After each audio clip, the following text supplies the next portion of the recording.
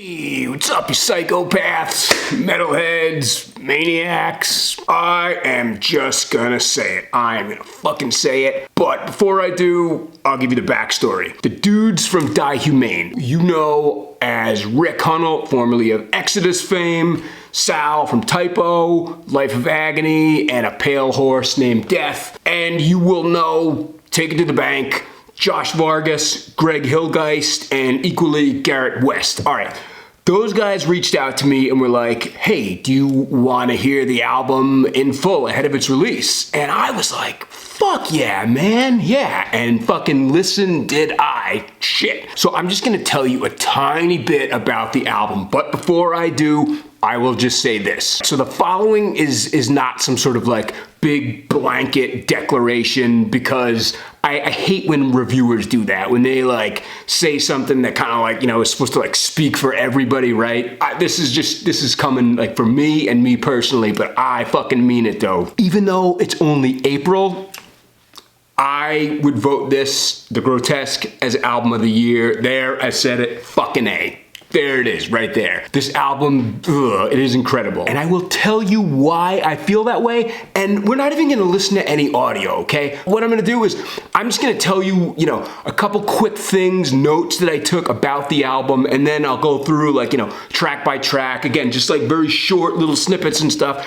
And it's like, this is how you can rest assured that I'm being authentic about this, that I really genuinely mean this, because it's like, lots of times with music reviews, they're supposed to be presented in a way that's real like slickly and quirkily worded and everything. I'm gonna use these notes, okay? This is stuff that I wrote down, and I'm just gonna read the fucking notes. Diehumane is a fun house. Every time you think that, you know, you're gonna be able to predict what happens next, you are very pleasantly wrong. There are so many instances where you think, I wouldn't think Hunnell's blues-based metally solo would be in a song like this, but it is, and it fucking works. You know when they say like certain drugs can really like enhance an experience, like whatever it is, whether you're, you know, clubbing or just fucking chilling out or something like that? Yeah, this album, okay, it can be enjoyed totally with like regular speakers, but also when you put headphones on, it is a completely different experience. I'm serious. These guys are very clearly those sort of like smart musician types. Like they fucking know music. You know, they probably know theory. You know that saying, it's like know all the rules and then like break them afterward. I got a feeling that that's, you know, they know the rules, right? But then they fucking broke all of them, and like, all right, so now I'm just gonna give you a little bit of a rundown with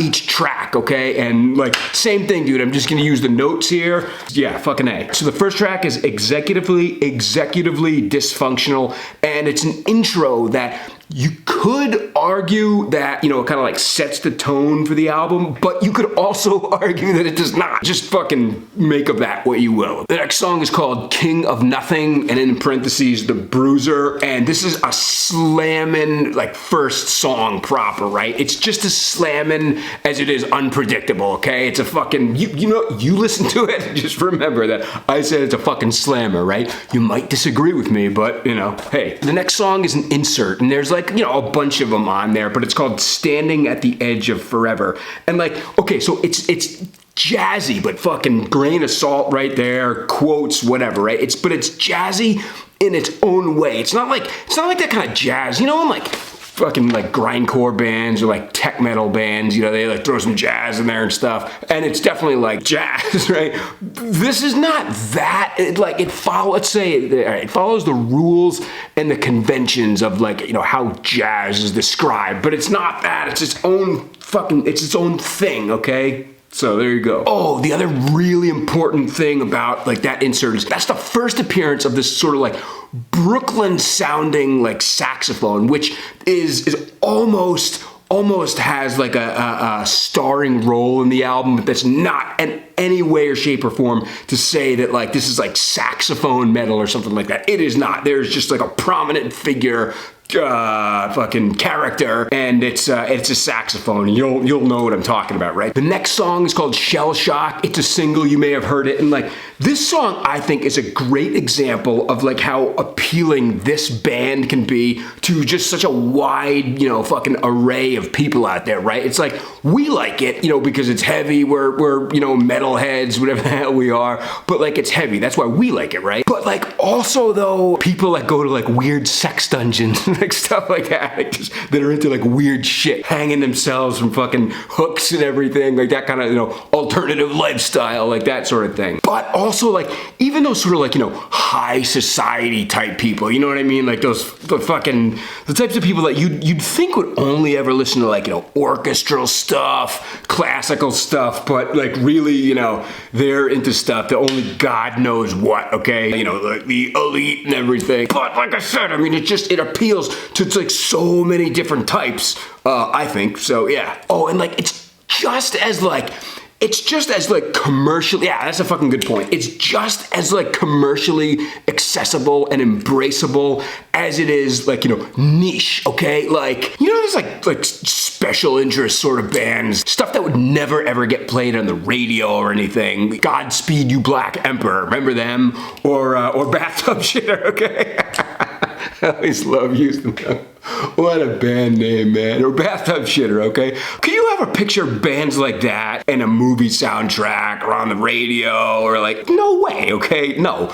But they're like, still loved by many that love that sort of shit, all right? This, however, like I said, it is just as like special interest, niche as it is commercially accessible, and that's fucking hard, okay? That's a really hard thing to do, but these guys are doing it, so fuck, man. Oh yeah, and like the other thing about Shell Shock, it's just as like aggressive, as it is fun. It's just as like punch a fucking window or something like that, right? As it is kind of like upbeat, sort of, yeah. Oh, and yeah, this song has a great example of one of those like, wow, didn't expect that sort of thing. Like, it's got a violin and like it's, I don't want to be, well, it's already a single. You already heard it probably, but yeah, you'll be like, listening to it and then this violin comes in and you're like, wow, I didn't expect, a violin there. And there are many other examples of that sort of shit going on in this album. Oh, and the first, when I reviewed Oblivion, I was like, I don't know, man, they call themselves avant-garde. This album, like, sold me on that. Like, remember that part in that movie, Grandma's Boy, where, what the fuck was, like, the JP who's kind of the villain, and, like, he thinks he's, like, setting up, Nick Swardson or something. He thinks he's, like, setting him up to, embarrass himself with that video game, and then Swardson comes in and just, like, blows the shit out of everybody in the game, and he's like, oh, what, did I break it? That's kind of how it was, because like before I heard the whole album, I was like, I don't know if I call that avant-garde. I had no fucking clue what avant-garde was when I was trying to make it sound like I did. I had no idea, but now I do, and it's the Grotesque. The next song is an insert. It's called Death Knell, and like my notes said that like it sounds like something off like the Halo soundtrack, like the video game, or possibly even like Skyfall, James Bond. The next one, Epitaph, is also a single. This could also totally be in a movie. This is just an emotionally wrenching song. Tears stemming from loss, grief, anger over the loss, and all that kind of fucking bad shit, right? All of that stuff is captured in Epitaph. All right, in like movie trailers when they like, put text on the screen, it's like a quote from some critic who's seen it, and it's like, they say things like, truly moving, epic, and then the music that you hear in the background, you would hear Epitaph, okay? It's totally that, all right? Take my word for it. That's one thing I will fucking say as a fact, right? That. And so it's like, okay, the following, I am in no way at all qualified to speak on any sort of fucking like mental state, mental fitness, or any of that kind of stuff. But like, this song is one of those ones that it's like, it is saying like, you are not alone, okay? This is for the wounded out there, right? That's what I took from it. If I was like in one of those states in my life, that's what it's saying to you. It's saying you are not alone. And again, please, I know nothing about mental stability or health or any kind of, stuff like that. My guess is if anybody like that's like suffering, that's hurt, that's wounded, they'd probably hear Epitaph and take some comfort in knowing that, hell, the author of the song or the guys collectively in the band or something, yeah, they are telling you, you are just not alone. And fuck, man, that's really big. Oh yeah, and this has got maybe one of my favorite parts on the entire album. The breakdown and build up into the chorus is so cool because it does one of those things where you don't expect. When Garrett screams, it's like, ah! You don't expect it, and it's fucking cool, dude. I love it, man. I like forgetting that happens too, because when it does happen, it's like, oh man, it's fucking cool, The next one is Oblivion. I love this song so much. I love this so fucking much, man. This is the first Diehumane song I heard, and yeah, man, I've asked myself that a lot. I'm like, is this my favorite song in the album? I might say yes, because it's special, it's personal. I did not, think I was gonna be as just absolutely rocked by it. It's so equally as awesome as Epitaph is sad. You know what I mean? It's both awesome and sad, and it's heavy, and Oblivion is for the wounded. Well, it's another song in the album that's for the wounded out there. It truly is, They did such an amazing job of bringing the authenticity and the realness of those emotions through to the song, man. There ain't nothing fucking made up, or there's no acting going on in Oblivion, man. But it's just as much of a hug, okay, and a whisper. It's saying look, I know, okay. It's saying that to your fucking breakdown, and your sadness and your anger and for your fucking rage, I'm gonna say something else that's a big fucking thing here, okay? For as I think one of the greatest placed songs, best paired songs in a movie was that Nine Inch Nails song, The Day That the Whole World Went Away, I think it was called, in the Terminator Salvation soundtrack. I thought that was almost just as good as You Could Be Mine was in T2. Oh man, but you know what though? I think if they had put Oblivion in Terminator Salvation in place of that Nine Inch Nails song, I think it would have been better. Fucking there, right? Because I've believed for years that was one of the greatest moments in cinematic history. Okay, sounds like I'm a fucking critic or something right now. All those assholes that I hate. No, I don't hate them. I'm just talking shit. But you could swap Oblivion with it, and I think Oblivion would be a little bit better, man. Yeah, dude. I mean that. I fucking stand by that. No, it's no disrespect to Trent or anybody that the people who worked on Salvation. Fucking A, man. I mean that. Yeah, and once again, this is a spot where Hunnell, right? When he fucking rips into the solo, dude, and he fucking rips into it, man. You don't expect it to happen, and then it does, and it's just, that's the way I would describe it, man. He fucking rips into it, right? And it's cool, and it's just but the solo though, the way I was saying before about, the message, what you feel when you're listening to Oblivion, the solo talks to you in the same way. It's not saying words, it's not singing lyrics, but it is fucking saying words, and it is singing lyrics, man. Just fucking try this song on, listen to that solo, and just prepared to be in agreement with me, okay? The next one is also an insert. It's called The Vanishing. And dude, here's the thing about these inserts, right? All of them, but especially The Vanishing, these inserts are on par with 5150, Mob Rules, Sabbath, or Laguna Sunrise, okay? On volume 4.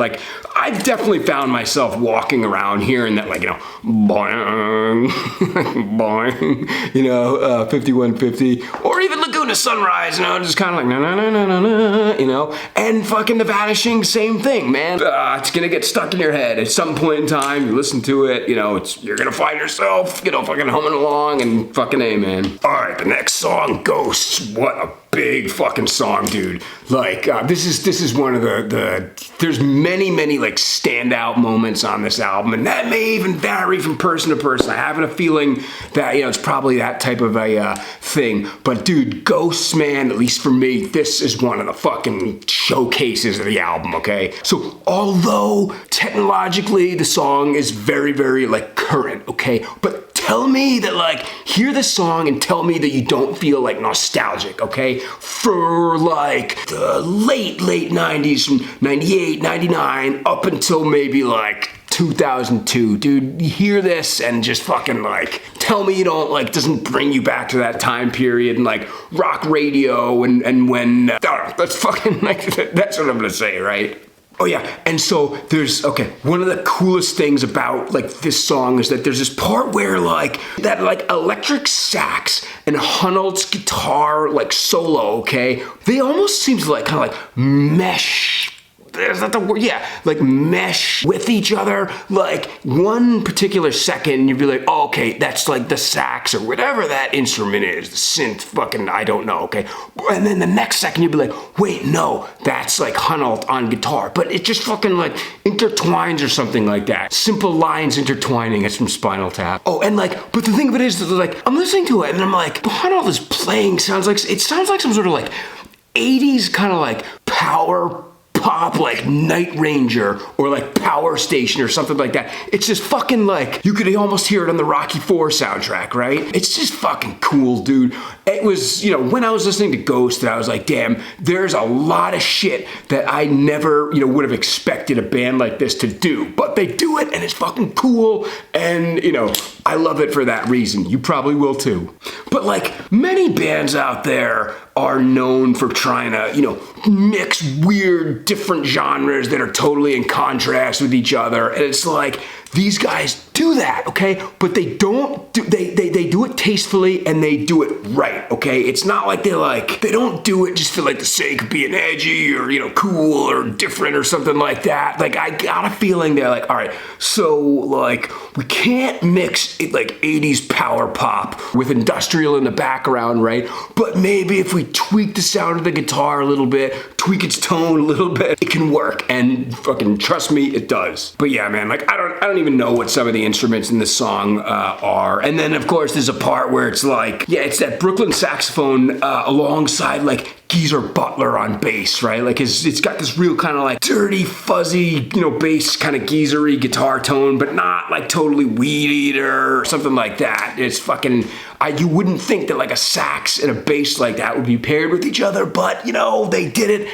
and they made it work. Yeah, man, I could listen to this song over and over and over again. I fucking love Ghosts. Yeah, so the next song is called Aphasia. It's an insert, but I like to call it Aphasia, the friendly ghost, okay? Because it's like, there's something like ghostly about it, but it's a friendly ghost, okay? And there's you know, a sort of like kind of bubbliness to the song, right? Like whatever the fuck that's even supposed to mean. But yeah, man, it's like, that's something bubbly about it. And the other note that I took was like, this is what like a dream sounds like, okay? Yeah, there we go. It's a friendly ghost-like dream, all right? Yeah, there you go. So the next one is called Nevermind, and like, this is all I can say about it. I guarantee you have already heard this song one point in your life without any music on. It's just, it evokes like a fucking moment in time, a scenario, a fucking like, you have heard the song before with no music playing. It's just, it's somewhere you've been. It's like 6, 7 o'clock on a, you know, middle of the week, you're like out somewhere, fucking, I don't know, that's what it pulled out of me, and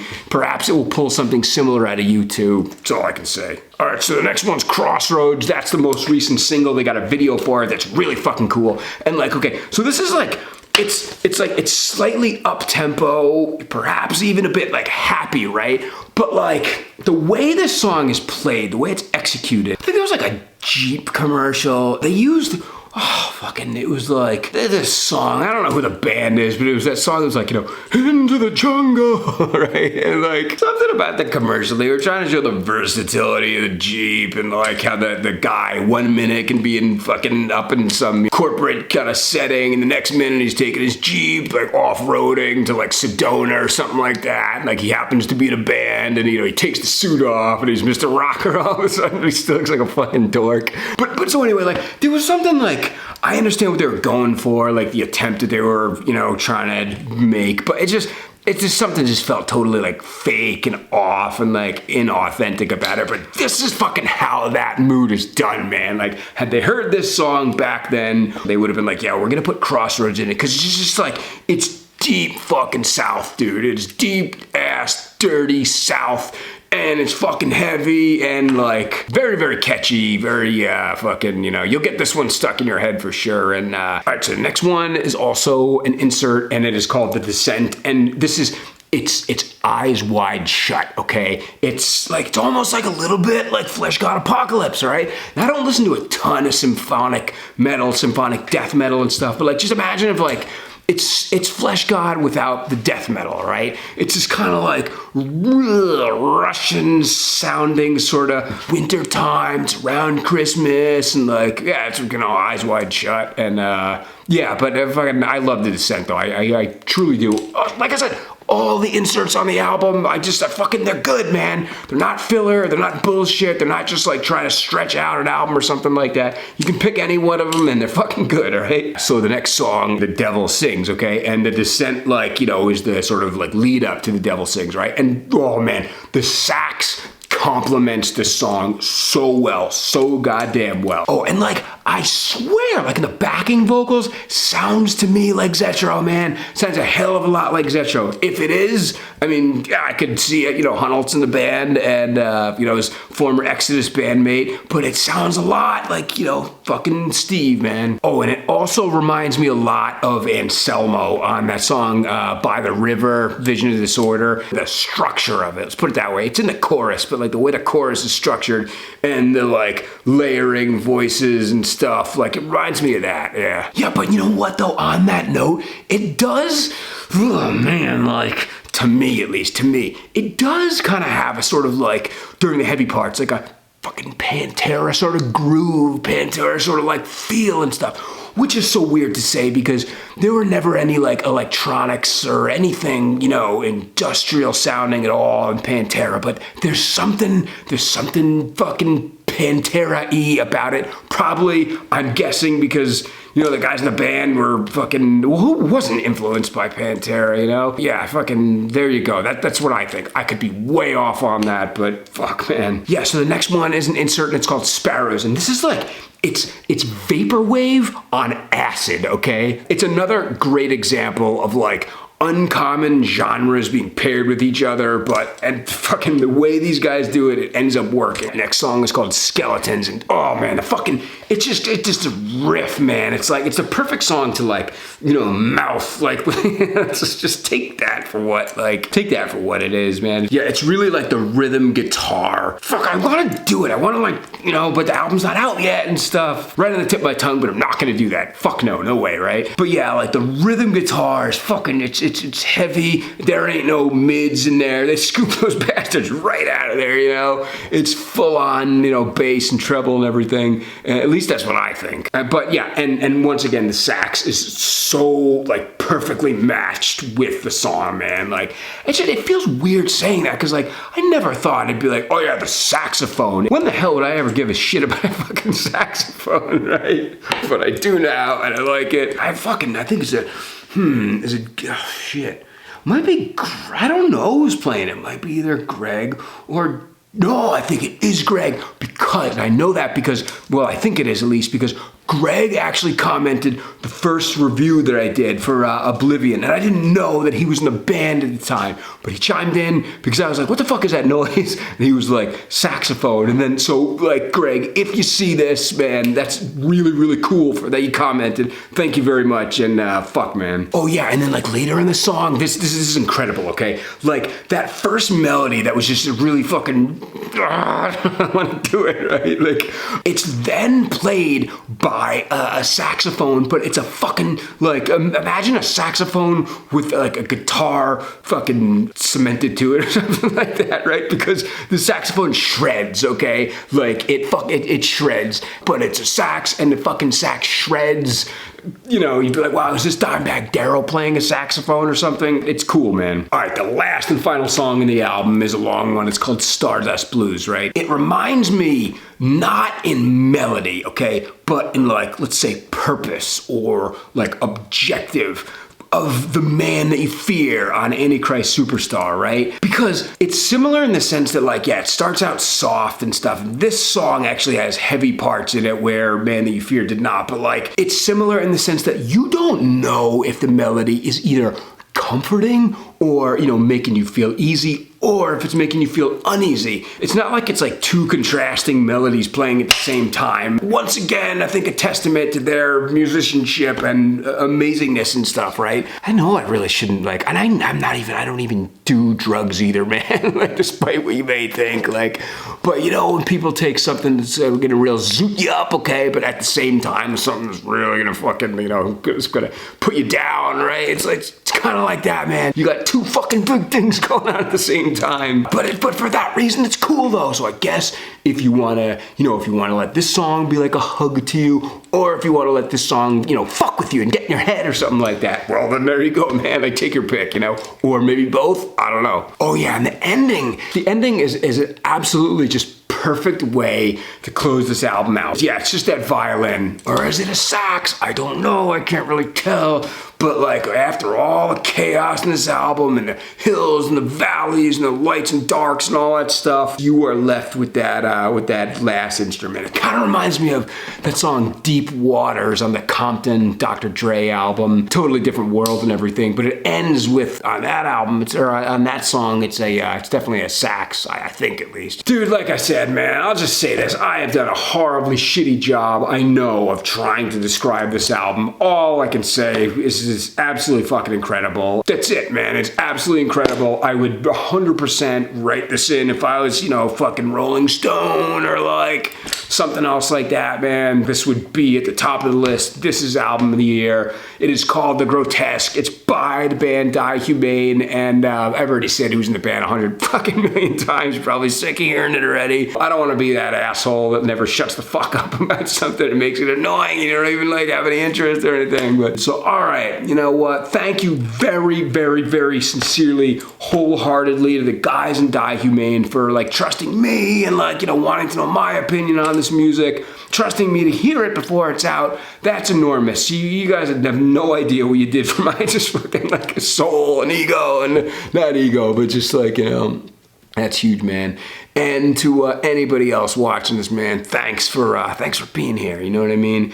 So if you liked the video, all right, cool. Maybe you'll you know, give it one of those thumbs up, or if you just like hearing somebody bullshit about metal, then fucking A, dude. You know, maybe hit the subscribe button. But until then, all right, stay fucking metal.